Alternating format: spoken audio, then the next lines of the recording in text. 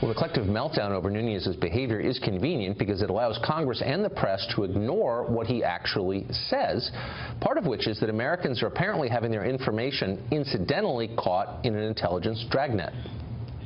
I recently confirmed that on numerous occasions the intelligence community incidentally collected information about U.S. citizens involved in the Trump transition. If this is all about improper unmasking of, incidentally collected U.S. information, he did exactly the wrong thing. Incidental collection is not surveilling a campaign or American citizen. It's surveilling a foreign agent.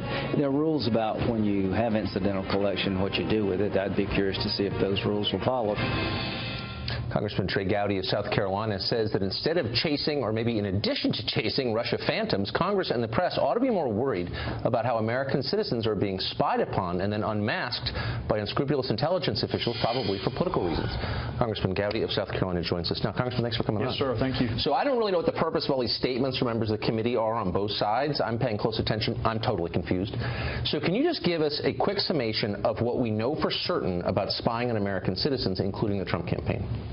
Well, what we know is that if there is an evidentiary basis for the president's tweet, it has not been shared with the public. So we'll get that out of the way. The allegation was very specific. President Obama wiretapped Trump Tower. Yes. There's not an evidentiary basis for that.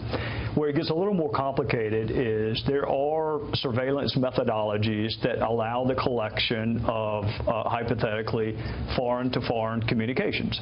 And to the extent that U.S. citizens are mentioned or collected in that, in those surveillance programs, they're masked. And I think you want the information collected from a national security standpoint, but the masking is important. So with General Flynn, the public reporting is that he was unmasked.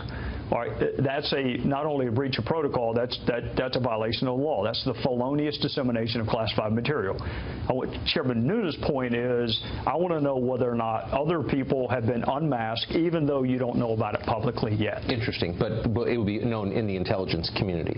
So my understanding from watching Director Comey is that intel agencies reporting to the Obama White House initiated an investigation of people around candidate Trump before his inauguration. Is that your understanding? It is not, and I would be surprised if anybody could confirm that. There's a warrant process that you have to go through with the FISA court, and it has to be approved. And again, there's a public record of all of this, Tucker, which would be in the custody of the now Trump Department of Justice. So if there were an evidentiary basis for that, it's pretty easy to lay that out. There's a paper trail. Why would Director Comey be willing to reveal the existence of some investigations but not comment on others? That was really surprising to me. If you remember what he said, he sought special dispensation from the Department of Justice to confirm not just a counterintelligence investigation, but one that may manifest itself with criminality. But yet when I asked him about the leaks, he said he could not confirm that there was an investigation. I think they're both of national interest. One happens to be a felony. So I was a little surprised and a little disappointed that he can't at least tell us we are investigating the felonious dissemination of classified material.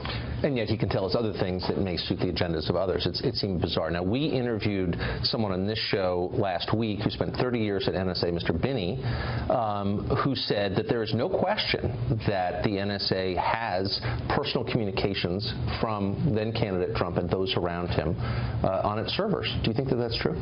It depends. It depends on who they're talking to. If you are talking to someone for whom the intelligence agencies are authorized to collect, then yes, you may be captured on it. If there is a reason to collect on a non-U.S. citizen and you happen to call that person, then you would be collected as a U.S. citizen. That's where the masking and treating it confidentially comes into effect. But he was saying, and again, he worked there for all those years, that NSA collects basically all data coming in and out of the United States because they've tapped into the main data trunk. And the question is, what do they do with it? But they have it. Is that your understanding? Is that true? I think that's a little broader than what my understanding is. You would have to get a warrant. If you're talking about U.S. citizen, you have to get a warrant, application, FISA court. If you are talking foreign to foreign, it's a separate analysis. If you're talking U.S. to foreign, it's still a separate analysis and one that would require going to the FISA court. So my last question, you sit on the committee that oversees our intelligence agencies. Are you satisfied that if you request a specific accounting of something that you're going to get it, you're going to get a straightforward answer and get the entire answer? I don't know that I would, Tucker, and I'm not dodging your question. There's something called the Gang of Eight. They are entitled to information that even HPSI members are not. Members of the committee would receive that information, you think? Speaker of the House, the minority leader, right, ranking member, and the chairman of HPSI are four in the Gang of Eight. If you're just a HPSI member like I am, I get it, but you think they can get whatever they want and they can get the full story and the intel agencies will give it to them and feel the obligation to give it to them? They should, and I'll only caveat it by saying should, because when one source has the information, the other's requesting it, you never know what you're not Well, given, you never do know should. that, and that's the concern for ordinary voters like me. Yes, sir. Congressman, thanks for coming on. I appreciate it. Thank you.